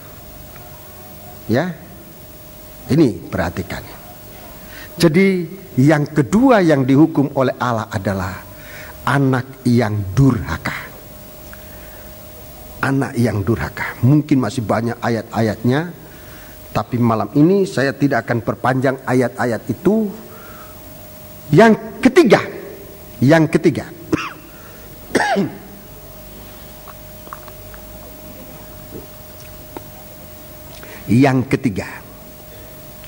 yang ketiga, Matius 8 ayat yang ke-12. Matius pasal 8 ayat yang ke-12. Ini juga akan kena hukuman kegelapan. Matius pasal 8 ayat yang ke-12. Sedangkan anak-anak kerajaan itu akan dicampak. Sebentar ya. Sudah menemukan semua? Kita baca, baiknya kita baca mulai ayat yang ke-10 ya. Ini cerita orang kafir. Orang kafir yang datang kepada Tuhan untuk minta ditolong oleh Tuhan menyembuhkan anaknya. Terus setelah Yesus mendengar hal itu, heranlah ia dan berkata kepada mereka yang mengikutinya, iya, Aku berkata kepadamu, sesungguhnya iman sebesar ini tidak pernah aku jumpai pada seorang pun di antara orang Israel. Iya, jadi iman orang kafir ini, iman perwira ini, iman perwira di Kapernaum, penghulu laskar ini begitu hebat, saudara. Untuk mengatakan tidak ada, saya ketemukan di antara orang Israel tidak ada. Terus, Aku berkata kepadamu, banyak orang akan datang dari timur dan barat dan duduk makan bersama-sama Ibrahim, Ishak dan Yakub dalam kerajaan surga. Ya, duduk dalam kerajaan surga. Terus duduk makan, ya. Terus sedangkan anak-anak kerajaan itu akan dicampakkan ke dalam. Anak-anak kerajaan itu akan dicampakkan ke dalam kegelapan yang paling gelap. Di sanalah akan terdapat ratap dan kertak gigi. Di sana adalah ratap dan kertak gigi. Ini bicara tentang iman tanpa perbuatan. Iman tanpa perbuatan. Ini yang disebutkan mati. Iman tanpa perbuatan. Ini orang Kristen yang mempunyai iman tapi tanpa perbuatan. Iman itu mati. Ini sama juga dengan orang yang ragu-ragu. Biasanya kita sebut imannya kurang. Sebetulnya bukan kurang. Kalau hanya kurang, Tuhan bisa tolong. Tetapi iman yang ragu-ragu, iman yang pasif, jadi tidak bisa melakukan segala sesuatu dengan iman, sebab daging lebih banyak bersuara. Di dalam tabernakel ada satu tutupan. Tutupan yang pertama, tutupan pertama namanya tutupan tabernakel. Itu bicara tentang iman. Tutupan pertama itu, tutupan tabernakel itu bicara tentang iman. Ada dua rangkap untuk menutupi tabernakel ini. Saya ngomong aja, saudara dengar aja, mungkin tidak bisa cepat menangkap. Jika Tuhan izinkan di suatu waktu kita kembali menjelaskan tabernakel ini, sebab sudah makin banyak orang baru.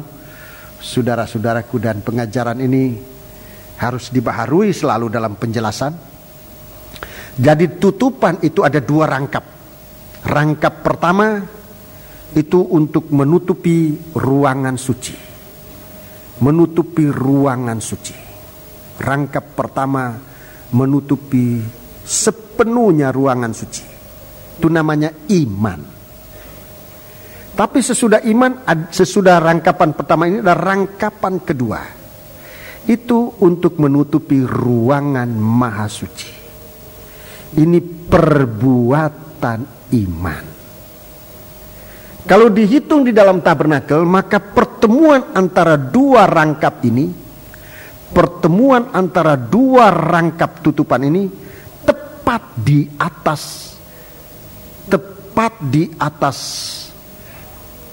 pintu tirai. Tepat di atas pintu tirai.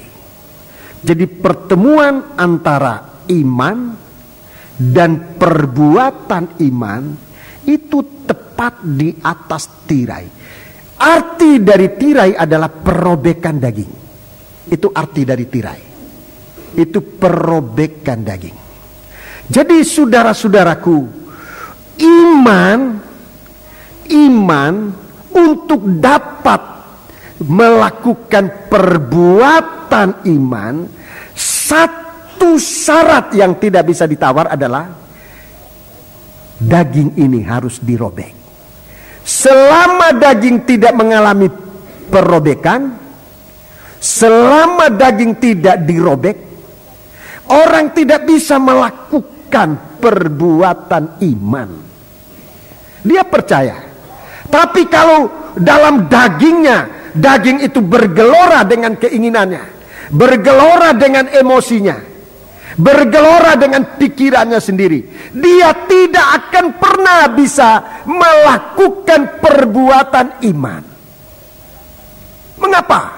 Sebab daging ini jadi penghalang untuk bisa melakukan perbuatan iman.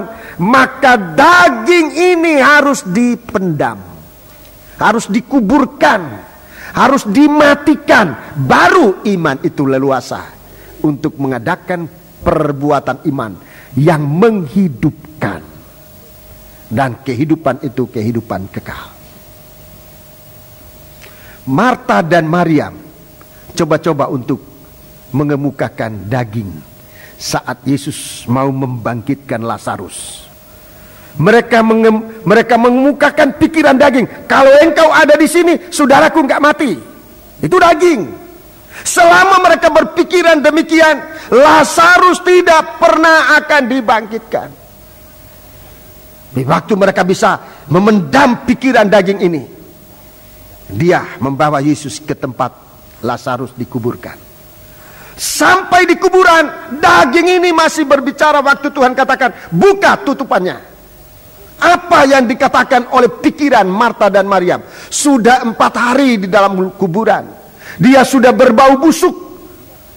Memang kalau mengikutkan pikiran manusia, tidak akan pernah kita melihat mujizat buah dari perbuatan iman. Untuk mendapatkan perbuatan iman, daging ini harus disalibkan. Itu suatu syarat mutlak yang harus dimiliki. Banyak mujizat-mujizat yang kalau saudara lihat, semua mujizat yang disebut dalam Alkitab selalu dimulai dari daging itu jangan bersuara. Waktu Yesus mau memberikan makanan kepada 6.000 orang, 5.000 orang, kepada 4.000 orang, selalu daging bersuara. Tetapi saat daging tidak sempat bersuara, Tuhan mengerjakan mujizat. Semua mujizat yang ada dalam Alkitab, saudara lihat, semua dikerjakan itu di mana di saat manusia melakukan dengan tidak mengutamakan suara daging itu. Suara daging itu ditekan, baru terjadi iman. Waktu bangsa Israel menyeberang di Laut Kolsum, daging tidak sempat bersuara. Kalau Tuhan katakan, angkat tongkatmu, angkat tongkatmu, dan Tuhan membuka jalan di tengah-tengah dasar laut. Itu mujizat. Sebab daging tidak bertanya-tanya dulu, daging melakukan perintah Allah. Dan disitulah saat kita mengalami mujizat, melakukan perintah Allah, di saat daging ini tidak bersuara. Jadi itulah, saudara-saudaraku, suatu kehidupan yang akan ditolong oleh Tuhan. Satu kehidupan dengan iman. Kehidupan ini yang akan mengalami mujizat yang lebih besar, yaitu duduk bersama Ibrahim, Ishak dan Yakub, duduk makan bersama Ibrahim, Ishak dan Yakub di dalam kerajaan Allah. Sementara orang-orang yang imannya mati ini, dia akan dilemparkan ke dalam kegelapan yang paling gelap. Ayat terakhir Yakobus, surat Yakobus, surat Yakobus pasal yang kedua.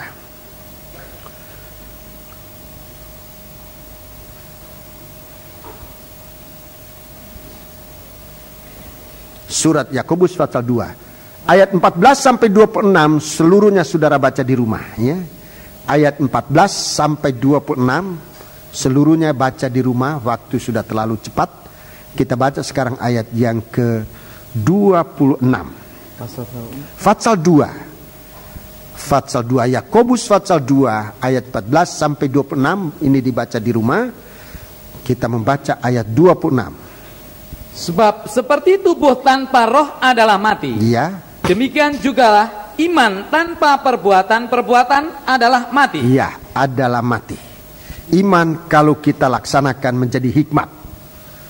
Dalam doa tadi kita mendengarkan bagaimana kerinduan kita sebagai sidang jemaat, supaya ini doa pembukaan tadi, supaya kita mendengar firman Allah ini, kita mengerti, kita percaya, kita lakukan untuk menjadi hikmat dalam kehidupan kita sekalian. Kita menjadi orang yang sangat berhikmat. Iman yang dipraktikkan dalam hidup, bukan jadi bangkai. Pada malam ini, mari kita akan bersama-sama menggunakan perjamuan suci.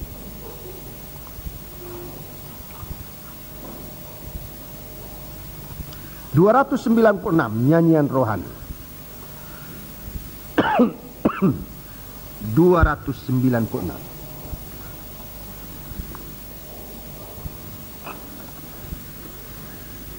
296. Kita bangkit berdiri dan pelayan-pelayan perjamuan suci silakan maju ke depan.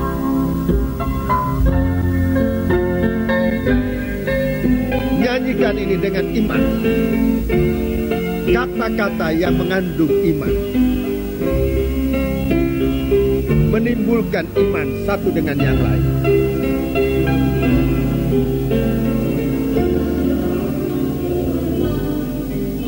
Janganlah kau takut akan kuatnya lawan.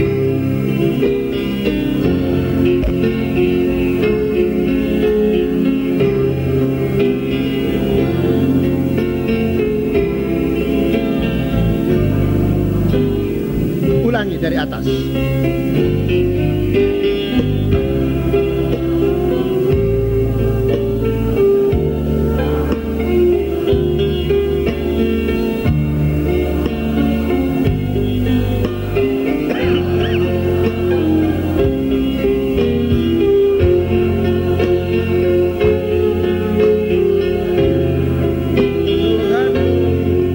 Tuhan akan semua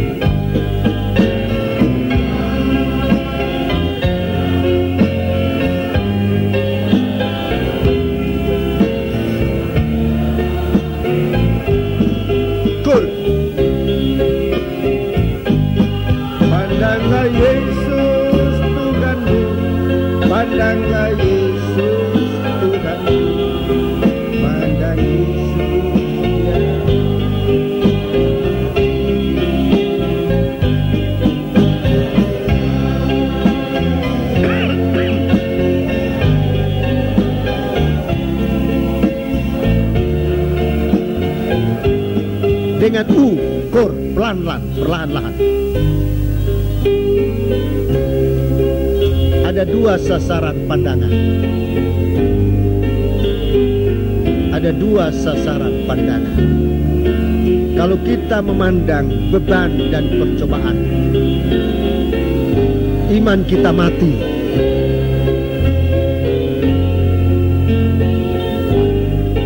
Tapi kalau kita memandang kepada Yesus, Dia adalah firman yang menjadi daging, iman kita hidup.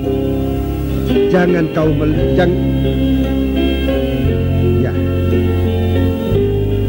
melihat betapa besarnya beban, tapi di dalam menghadapi suasana percobaan, carilah jalan bagaimana imanmu bisa hidup. Mendengar firman, memandang Kristus. Jangan memandang percobaan dari atas, janganlah kau lihat. Janganlah kau lihat akan besar bebanmu.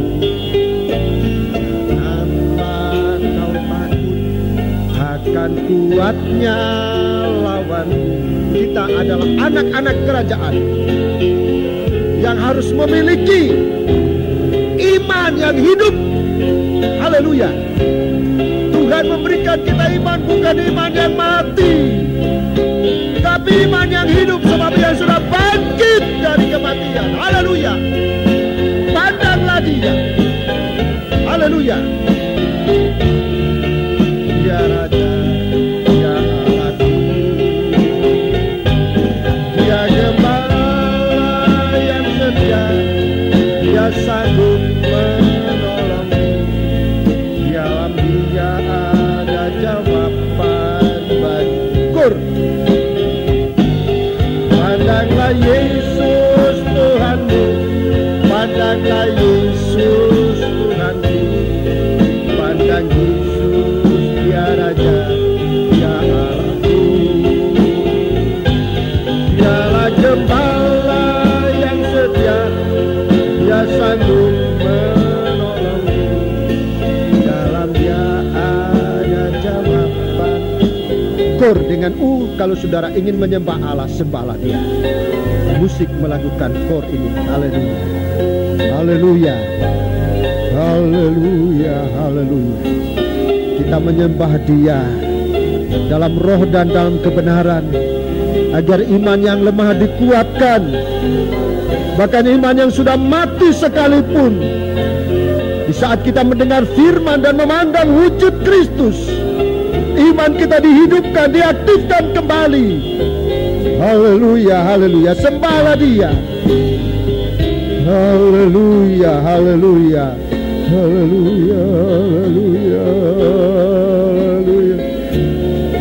Haleluya. Berdoa sampai saudara merasakan jamahan Tuhan di hatimu. Imanmu yang lemah menjadi kuat kembali, iman yang mati menjadi hidup kembali.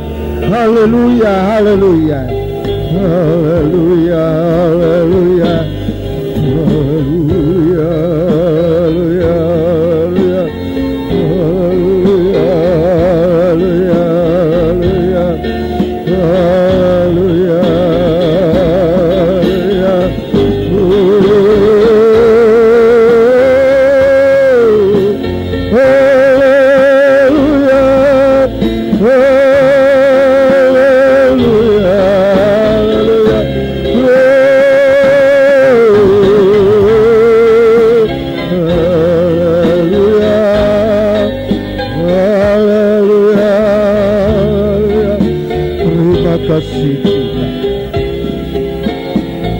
Terima kasih Tuhan. Terima kasih Tuhan. Terima kasih buat kebaikan-Mu di dalam kami, yang sudah mengerjakan di dalam kami segala sesuatu.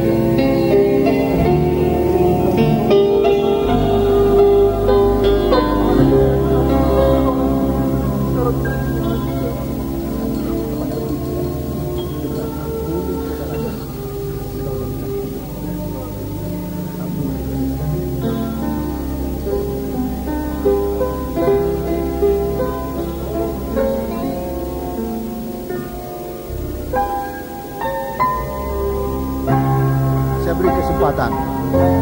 Sebab mendurhaka kepada orang tua bisa dilakukan sewaktu-waktu tanpa persiapan, tanpa lebih dahulu kita adakan pemikiran yang panjang. Tapi jika ada di sini anak-anak muda yang merasa sudah menyakitkan hati orang tuamu, saat ini kesempatan saya berikan kepada saudara, cari orang tuamu. Kalau orang tua ada di sini, cari dan selesaikan di hadapan Tuhan. Mari, anak-anak di sini bukan cuma anak muda, tapi setiap pribadi. Semasa ibumu, semasa ayahmu masih hidup, kesempatan untuk minta ampun kepadanya, silakan lakukan. Haleluya, haleluya. Cari ibumu, cari orang tuamu, minta ampun kepada dia sungguh-sungguh. Sebab murka Allah tidak mungkin dicabut tanpa lebih dahulu penyelesaian yang akan terjadi. Haleluya, haleluya, haleluya, haleluya, haleluya.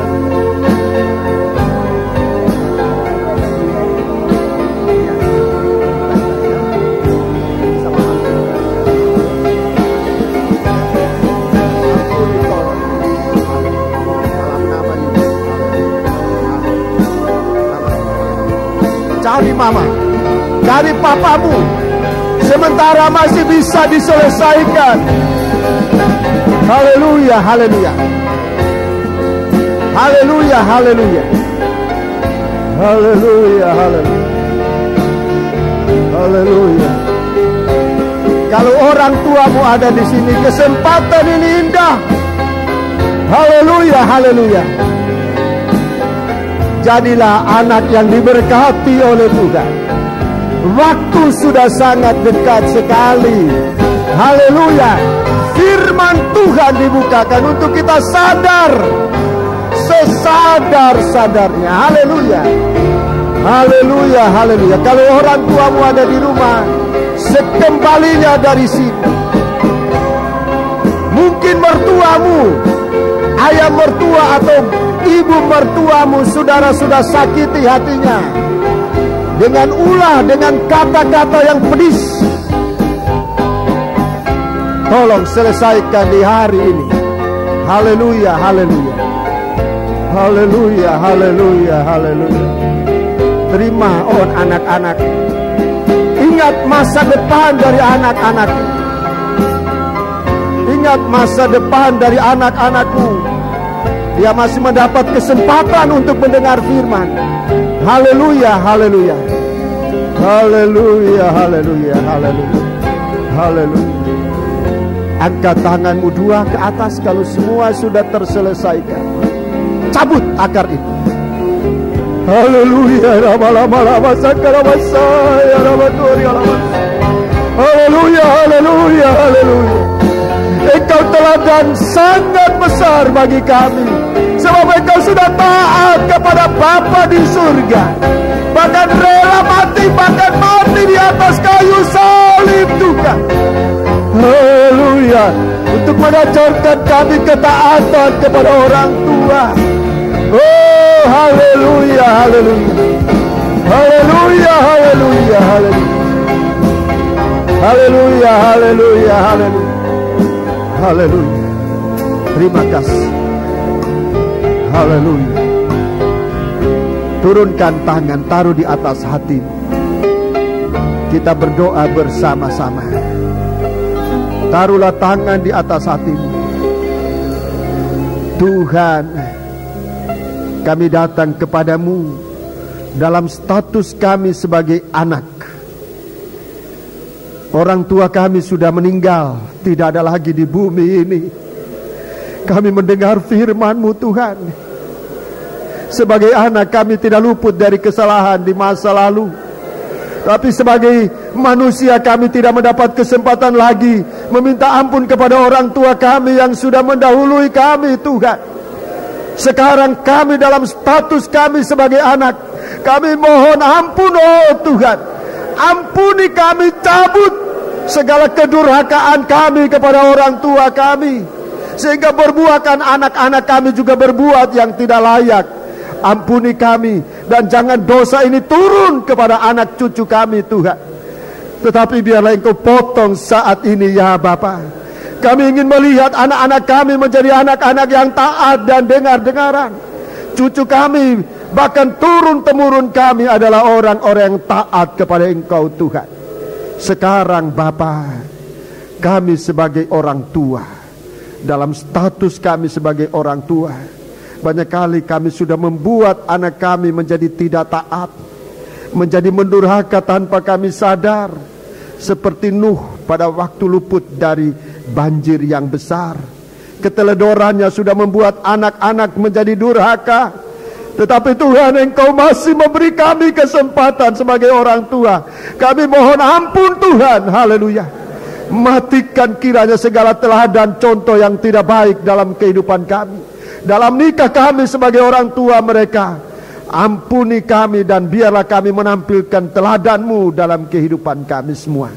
Terima kasih Tuhan, terima kasih. Firman sudah kami dengar. Sekarang firman ini ingin kami terima, bukan dalam bentuk perkataan, tapi dalam bentuk tubuh dan darah-Mu yang dapat kami makan, dapat kami minum, dapat kami rasakan kekuatannya, mendarah daging di dalam kami, meneguhkan iman kami. Sekarang Tuhan, kami sudah mohon ampun di hadapan hadirat-Mu. Kami tidak tahu segala sesuatu yang belum kami ucapkan. Tapi kalau Engkau memandang dari surga segala sesuatu yang tidak layak, kami mohon ampun semuanya Tuhan di hadapan hadirat. Dan layakkan kami sekarang untuk menerima berkat dari perjamuan suci ini yang akan kami terima di dalam nama Tuhan Yesus Kristus. Haleluya. Amin. Sambil melakukan nyanyian ini,